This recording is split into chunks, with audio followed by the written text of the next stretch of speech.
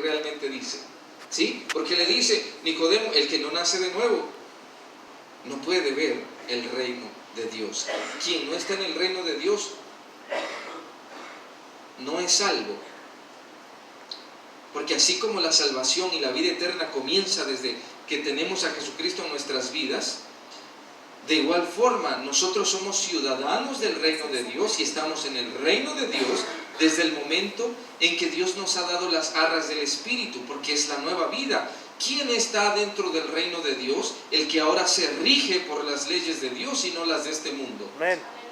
Eso es ser ciudadano. Por ejemplo, yo el día martes tengo una cita en el consulado de los Estados Unidos.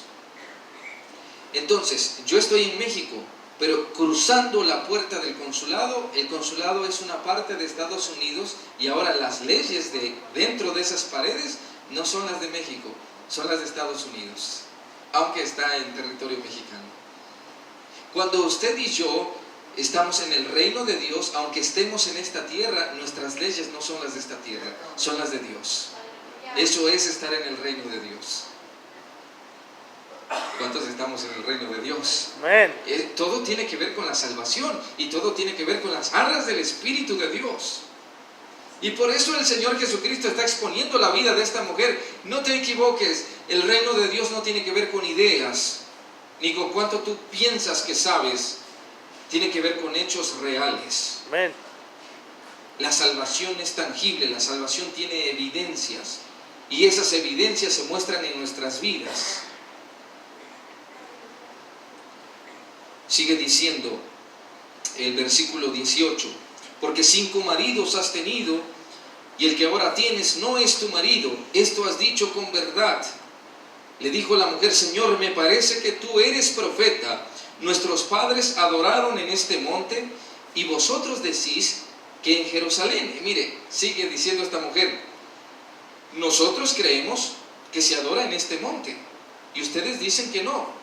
Los judíos dicen que no, que se debe de adorar en Jerusalén. Jerusalén es el lugar donde se debe adorar. Y Jesús responde, Jesús le dijo, mujer, créeme que la hora viene cuando ni en este monte ni en Jerusalén adoraréis al Padre. ¿Está hablando de qué? De que Dios va a extender su salvación por todo el mundo y que habrá personas que van a adorar a Dios, porque la adoración para ellos hasta este momento, o más bien para la samaritana más que para los judíos, pero de alguna forma para los judíos también, tenía que ver con un rito, tenía que ver con una liturgia, tenía que ver con una forma de hacer las cosas. Y Jesús viene a enseñarnos, la adoración no tiene que ver, no es un rito, la adoración es nuestra obediencia a Dios. Amén.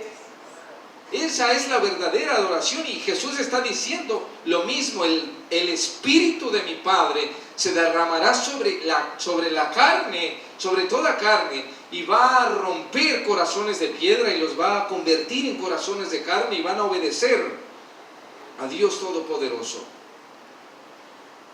Por eso está diciendo, ni en este monte ni en Jerusalén. Habrá hombres y mujeres que van a obedecer a Dios en todo el planeta. Y hoy estamos aquí nosotros. Amén. Jesús dijo, mujer, créeme que la hora viene cuando ni en este monte ni en Jerusalén adoraréis al Padre. Vosotros adoráis lo que no sabéis, nosotros adoramos lo que sabemos, porque la salvación viene de los judíos.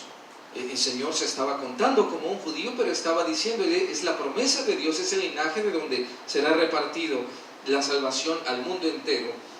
Pero el plan, como algunos creen, que el plan de Dios era solamente salvar a los judíos, no, era salvar a toda la humanidad. Porque entonces habría una gran contradicción en Juan 3:16, de tal manera amó Dios, si no diría, de tal manera amó Dios a los judíos, dice al mundo. El plan desde un principio fue salvar a toda la humanidad. ¿No fue lo que le dijo a Abraham? ¿En ti serán benditas? ¿O nada más Israel? Todas las naciones. El plan de Dios siempre fue ¿cuál? Salvar a todo el mundo. Amén. Pero esa es otra cuestión. Y el versículo 23, que es un versículo muy poderoso, dice, mas la hora viene y ahora es. ¿Cuándo es? ahora, diga conmigo, es ahora. Es ahora. Ahora es cuando los verdaderos adoradores, si está hablando Jesús de verdaderos adoradores, quiere decir que hay falsos adoradores. Pero ¿quiénes son los verdaderos adoradores? Dice, los verdaderos adoradores adorarán al Padre en espíritu y en verdad, porque también el Padre tales adoradores busca que le adoren. ¿Qué significa adorar al Padre en espíritu y en verdad? Con esto concluyo, para no pasarme de los 30 minutos.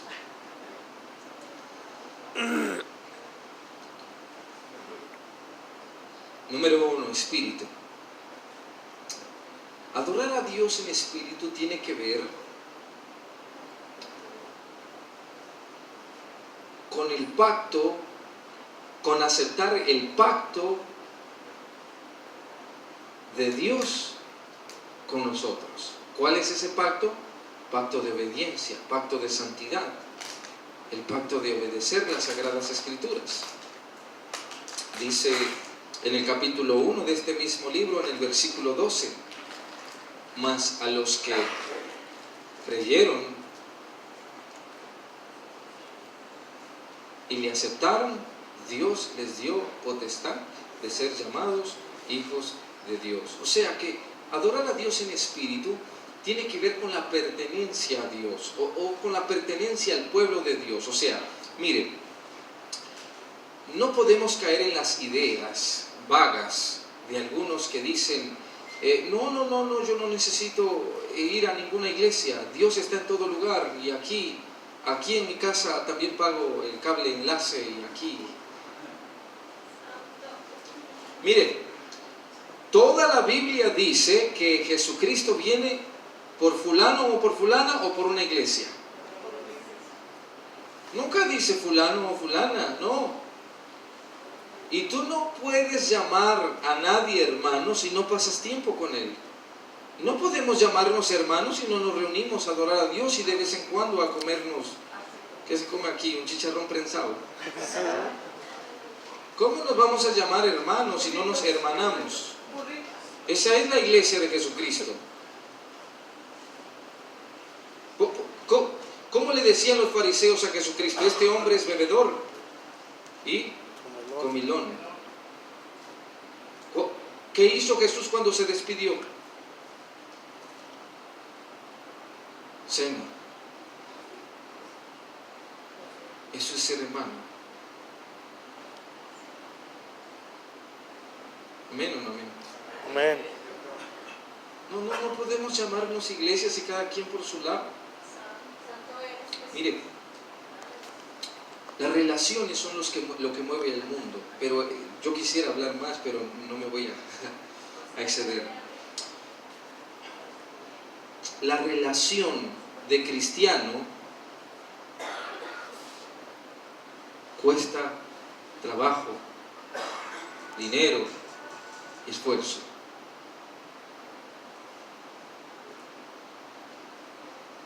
Y si no estamos dispuestos a pagar ese precio, no podemos llamarnos hermanos. Entonces, si no nos hermanamos, somos un club social, nada más que nos vemos de vez en cuando. ¿Qué dijo Ruth? Ruth está diciendo, cuando su suegra, Noemí, ¿sí? le dice, regrésate, mira, tu cuñada Orfa se ha regresado a sus dioses y a sus costumbres. Y Ruth le dice, no me pidas que yo me regrese. Y escuche lo que dice. Dice, tu pueblo será mi pueblo y tu Dios será mi Dios. El orden es importante. No dice primero tu Dios, dice primero tu pueblo. Primero amas la iglesia, porque no puedes amar al que no ves y al que estás viendo lo aborreces. Tu pueblo será mi pueblo y entonces tu Dios será mi Dios. Eso es adorar a Dios en espíritu. Pertenezco al reino de Dios, pertenezco al pueblo de Dios. ¿Amén o no amén? Amén. Y segundo, en verdad. Adorar a Dios en verdad tiene que ver con mis hechos, mi vida cristiana, con las arras del Espíritu. Las arras del Espíritu son las que me ponen a vivir la palabra de Dios, no aquí adentro, allá afuera. Allá afuera adoro a Dios en verdad, porque allá necesito adorar a Dios en verdad, porque allá el mundo está corrompido y yo tengo que ser luz en las tinieblas. Mire, Dios no nos llamó a ser luz en medio de la luz, porque aquí es bonito, hermano, Dios le bendiga, y allá afuera, de una fuente no pueden correr dos aguas. Amén. Aquí muy atentos y Dios te guarde, y afuera ni nos hablamos. Porque allá afuera está la verdad, allá afuera están los hechos. Mire cómo se llama el libro después de los evangelios. Hechos de los apóstoles. No dice teología de los apóstoles, ni ideas de los apóstoles, dice hechos. Y cuando vemos hechos de los apóstoles, hermano, estudiemos la palabra de Dios, verá que nos quejamos porque hoy faltó esto, porque ayer faltó el otro. Estos hombres dieron su vida por Jesucristo, literalmente. Esos es adorar a Dios en verdad, porque son hechos de vida, son las arras del Espíritu de Dios. Amén. Es el poder de Dios operando en la vida de sus hijos. Se da cuenta que cuando la Biblia habla de santidad no es para juicio, es para que los hijos de Dios se gocen y digan: gracias, Señor, soy parte de tu pueblo porque yo tengo esa vida. Amén.